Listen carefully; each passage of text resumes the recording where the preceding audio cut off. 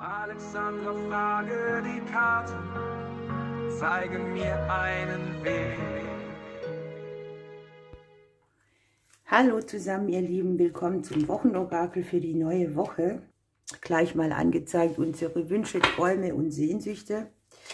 Das kann jetzt hier im partnerschaftlichen Bereich sein, vielleicht sind wir sehr viel unterwegs, vielleicht tauschen wir uns aus und wir haben die Sterne in unserem Haus des Schiffes drin.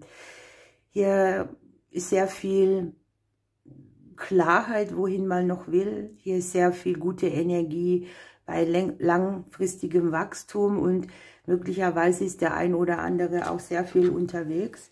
Ich habe die Berufskarte im Haus des Hauses. Das kann hier eventuell sein, dass wir viel zu tun haben, dass wir von zu Hause aus arbeiten, dass wir aber auch zu Hause unsere Stabilität fühlen, unser Fundament, ne? Möglicherweise dürfen wir uns den Bereich Vitalität angucken, wo übernehmen wir uns, wo nagt etwas an uns, wo gucken wir nicht gut genug nach uns.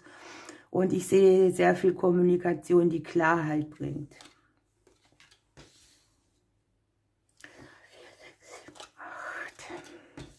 Wir haben ein bisschen schicksalshaftes Eingreifen bei den Themen, bei denen wir Umbrüche brauchen. Man sieht da irgendwie einen Wechsel auf unserer Lebensreise. Ein Umbruch, der Erleichterung mitbringt, der ein bisschen Herausforderung mitnimmt. Und ich sehe, dass wir Dinge im häuslichen Bereich aus der Verstrickung in die Stabilität bringen.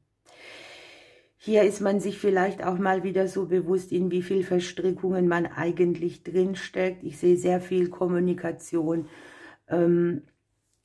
wo man auch noch mal guckt, wo sind Missverständnisse, wie nehmen mich die anderen wahr, was brauche ich noch in meinem Umfeld und was brauche ich nicht. Wir haben, und das ist sehr schön, ein bisschen freudige Aufregung. Wir haben hier die Minimierung von Stress auf einer schnellen Art und Weise. Und der Klee legt sich noch ins Haus der Blumen. Es kann wirklich eine Woche auch werden, wo man viel unterwegs ist oder wo man Reisen plant oder wo das Ausland irgendwie einen wichtigen Stand einnimmt.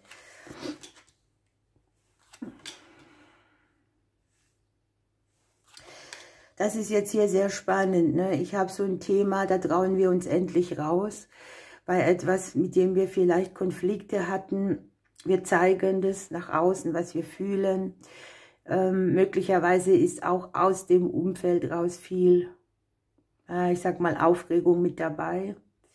Das kann hier positive Aufregung sein. Ich sehe jetzt nicht, dass uns das aus den Latschen haut. Es liegt an der Stabilität mit dran. Und ich sehe, dass wir uns hier neue Türen öffnen. Für alles, dass wir neu beginnen.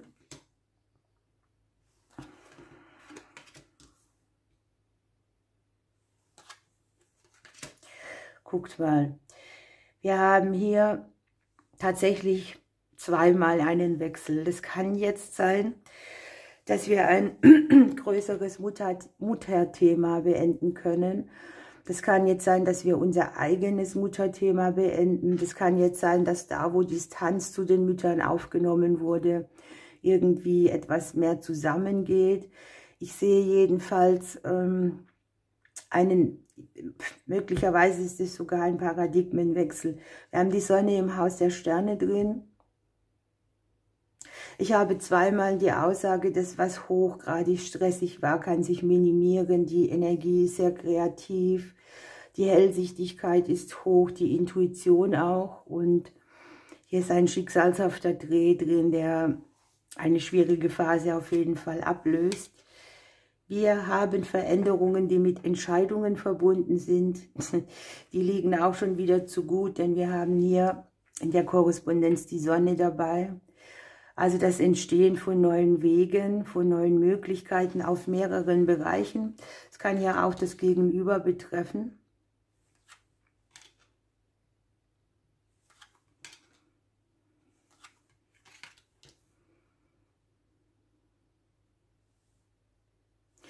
Jetzt die Aussage, dass wir uns nicht ausbremsen lassen sollen bei unseren Vorhaben von irgendwelchen Themen, die von außen auf uns zukommen, von irgendwelchen Leuten, die immer wieder mit, ich sage mal, unklaren Absichten in unser Leben kommen.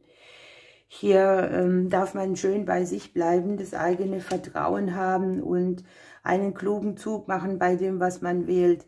Ich habe auch so ein bisschen ein Thema für die Selbstständigen. Da ist einfach die Aufforderung, verstricke dich nicht zu sehr in irgendwelche Bereiche. Ne? Mach einen klugen Zug, wähle etwas Gutes. Trauschau wem?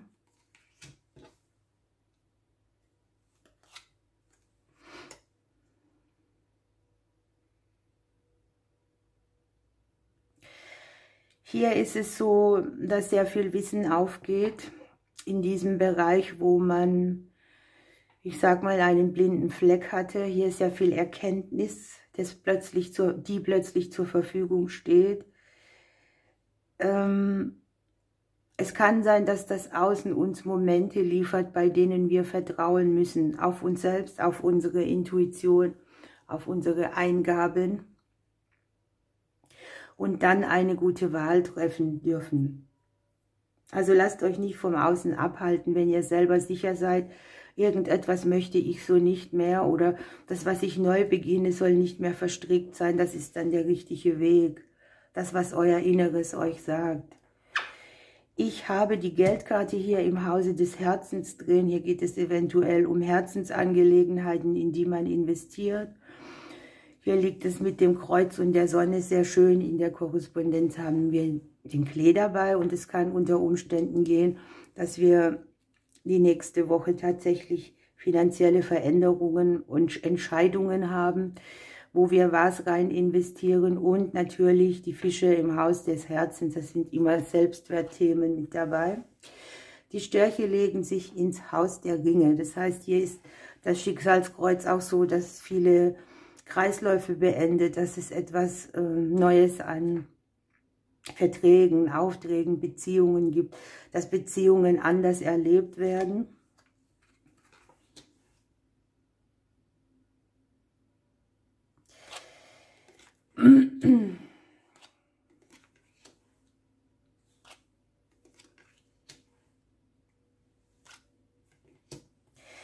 Ich sehe, dass wir hier für uns einstehen. Ja? Wir behaupten uns, würde ich mal sagen, wir setzen durch, was uns wichtig ist. Wir beenden tatsächlich, ich habe es jetzt zweimal, einen Konflikt, der damit zu tun hat, dass uns das Außen aus unserer Ruhe schubsen will, dass wir geprüft werden, dass wir ein ständig wiederkehrendes Thema haben, das unbedingt Veränderung braucht. Und da darf man ruhig auch mal sagen, hier ist die gute Grenze, ne? Hier habe ich mir was erarbeitet, das nimmt mir keiner weg. Ich habe sehr viele Nachrichten, die vielleicht auch überraschenderweise kommen, die irgendwo eine Ernte mitbringen. Was ich auch habe, man darf aufpassen, dass wir nicht die Zündschnur zu kurz haben. Also hier sind schon auch so Knackmomente, wo man mal aus der Haut fahren kann oder wo einen etwas so triggert, dass man verbal raushaut. Es kann ja sein, dass Freunde sich wieder melden, bei denen längere Zeit jetzt mal kein Kontakt war. Ich sehe auch Themen mit Kindern, die auskommuniziert werden. Da sind Sachen, da denkt man vielleicht falsch oder es gibt Missverständnisse. Oder es gibt Nachrichten, die einen auch überraschen, wo man denkt, das hätte ich jetzt so nicht vermutet. Guckt mal, und hier liegt im Haus der Sonne die Karte der Neubeginne drin. Also auch hier so, wenn ihr irgendwelche familiären Konflikte mit Kindern habt, dann liegt es hier sehr gut, dass man es neu umstrukturiert, dass man Sachen, die man auf den Weg bringt, mehr in die Harmonie bringt, in ein beständiges Umfeld, dass man ausspricht, was man zurückgehalten hat, dass genau dieser Prozess etwas in Bewegung bringt. Und wie gesagt, es ist sehr wichtig, bei sich selbst zu bleiben, für sich einzustehen.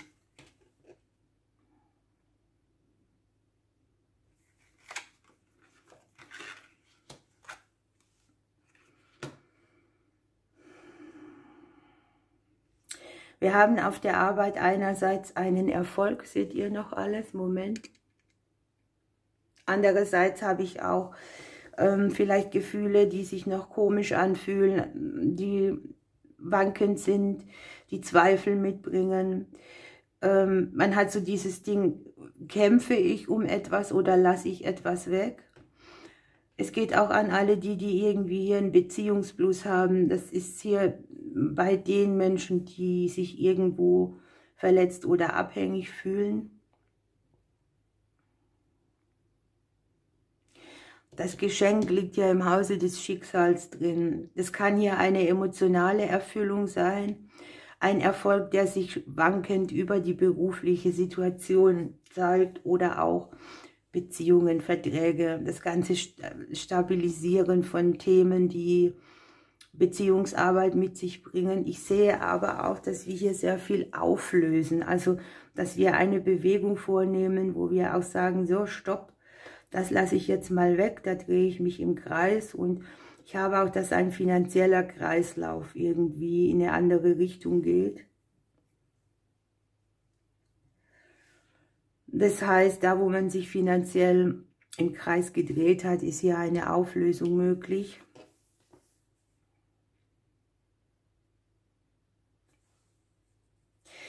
Das Geschenk, das liegt hier im Hause des Schicksals drin und spiegelt mit dem Baum. Das ist vielleicht sogar schon auch ein Geschenk vom Leben. Eine krasse Wende irgendwo. Wir haben das Beziehungsleben, die Liebe, die verletzte Liebe, all das, was sich im Beziehungsleben oder auch in Abhängigkeiten, in Beziehungen abspielt, mit dieser Phase, wo wir, ich sag mal, durch die Kommunikation auch irgendwas bereinigen, bekläre Nachrichtenaustausch ist hier wichtig. Hier kann auch gut sein, dass wir jemand mal verbal eine Grenze setzen, ne? So dieses bis hierher und nicht weiter. Ich habe uns selber im Hause des Mondes drin. Wir spiegeln mit dem Schicksalskreuz unserer Lebensreise, der Expansion, den langfristigen Zielen und hier mit der Veränderung. Auf allem, was jetzt hier im Bereich Verbindlichkeiten, Familienleben, Arbeit, Verträge, ja auch an die Selbstständigen nochmal geht. Es sind gute Wahlmöglichkeiten, aber es ist auch so, dass die Energie, die hier liegt, sehr minimierend ist. Also sie nimmt eine Anstrengung raus oder sie zeigt eine bestandene Prüfung an. Hier wird einem vielleicht auch nochmal klar, was genau man wo auf seiner Reise verloren hat. Vielleicht auch ein Teil von sich selber, von seinem eigenen inneren Kind. Und es ist so eine Woche, wo man zum Beispiel im Bereich der Finanzen auch alles Vertragliche anguckt. Ja, was da verändert werden kann oder wo man was weglassen kann, wo man etwas günstiger haben kann oder sich auch Kosten minimieren. Ne?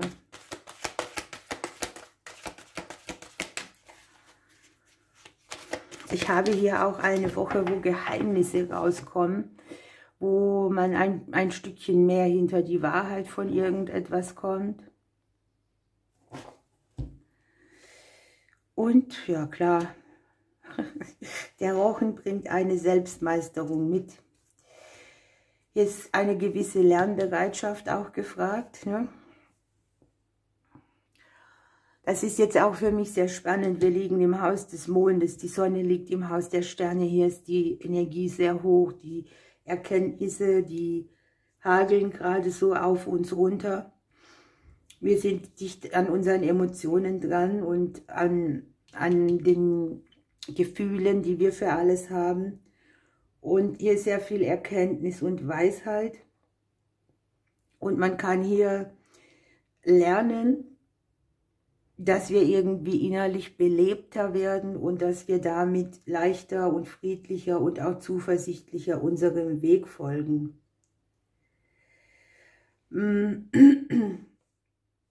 Hier ist sehr viel mehr Kraft.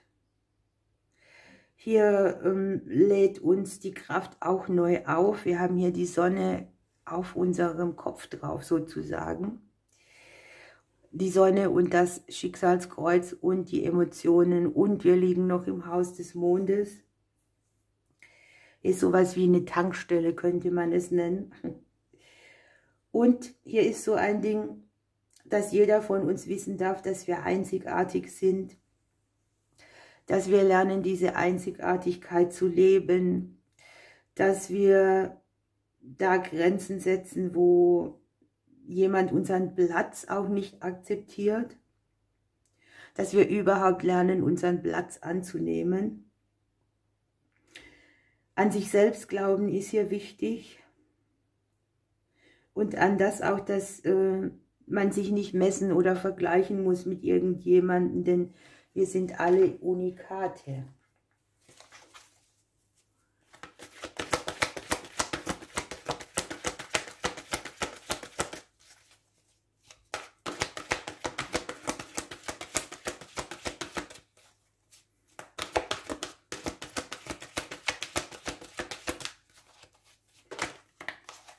Guckt mal, hier ist noch der Adler. Wir haben 2 Tiere gekriegt und hier geht es um das Thema Freiheit. Was gibt es Besseres, ne? Es passt hier auch zum Rochen sehr gut, denn hier ist man vielleicht auch emotional an irgendetwas gebunden. Und das Schicksal liefert uns dieses Geschenk, dass wir uns befreien dürfen. Hier darf man auch mal unvorhergesehen handeln, seine Macht wieder annehmen. Nicht zulassen, das könnte hier auch der Konflikt sein, dass von uns immer nur erwartet wird, wie wir uns verhalten sollen. Und es geht auch darum, Begrenzungen hinter sich zu lassen. Das können auch selbst auferlegte sein. Jetzt ist wichtig, dass wir verstehen, dass wir so leben dürfen, wie wir wollen. Und dass wir uns eben angucken, welche Einstellung haben wir zu den Sachen. Wo brauchen wir mehr Selbstbefreiung? Wo gibt man bestimmten Situationen zu viel Aufmerksamkeit? Auch das entscheiden wir, ne? Wie viel Aufmerksamkeit geben wir wo rein? Wo könnten wir ein bisschen lockerer lassen? Und es ist sehr viel, das eigene wahre Selbst zum Ausdruck zu bringen und ein Leben zu führen, das man sich auch wünscht und das nicht nur den anderen gefällt. Spannend. Ich würde sagen, für die, die noch dranbleiben wollen, bleibt dran für eine kleine Botschaft für die nächste Woche. Allen anderen sage ich Tschüss und bis bald. So, hier bin ich wieder zum Auswahlorakel. Wir nehmen mal eine Pflanze.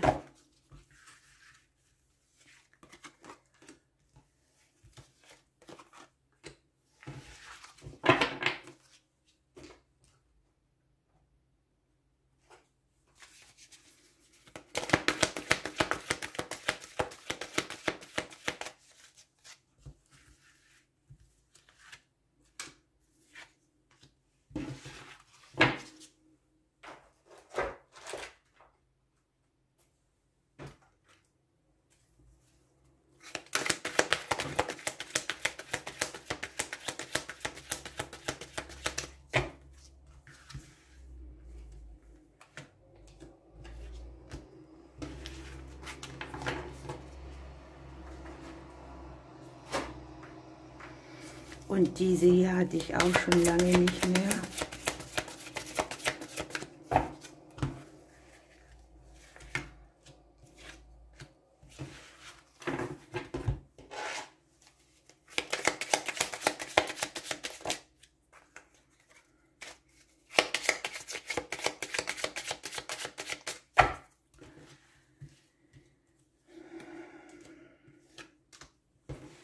So, jetzt dürft ihr wählen.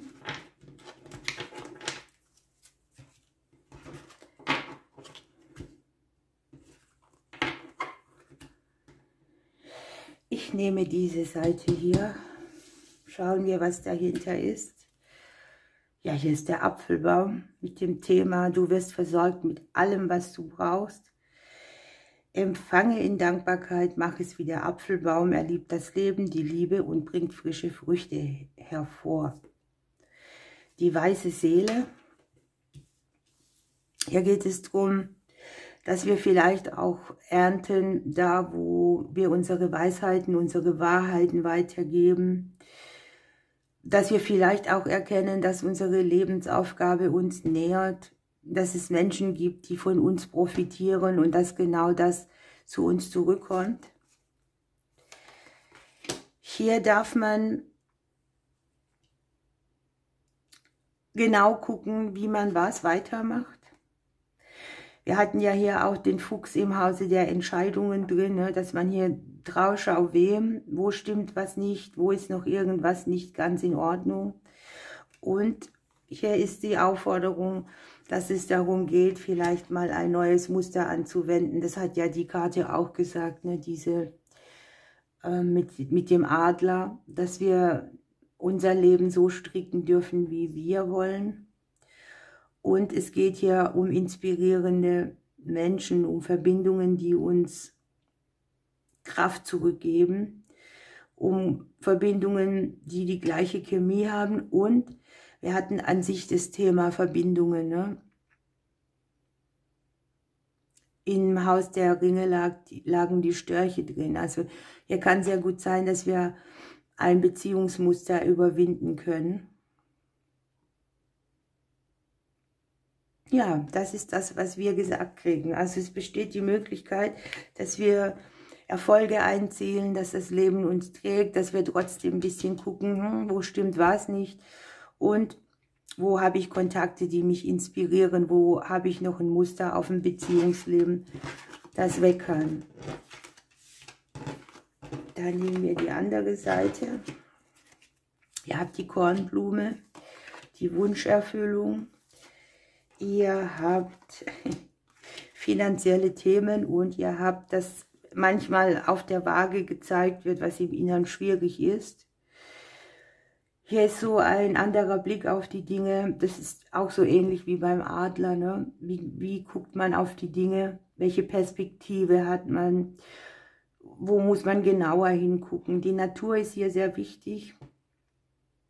Das Meditieren über die Dinge. Und vielleicht auch speziell da, wo man denkt, etwas ist extrem schwer, nochmal drüber gucken, wie man das Ganze vielleicht in eine Leichtigkeit bringen könnte. In der Natur abgeben, auf dem Erdboden abgeben. Hier sind ein bisschen finanzielle Themen, hier könnte noch Unerwartetes kommen, aber man hat hier auch das Wünsche wahr werden und dass man Dinge umsetzen kann. Vielleicht auch so ein bisschen der Hinweis, wie geht man mit Geld um? Ist es im Fluss? Sitzt man zu sehr drauf oder gibt man zu viel aus? Ja, ihr Lieben, das war unsere Botschaft. Jetzt wünsche ich uns eine schöne Woche. Ich drücke euch und bis bald.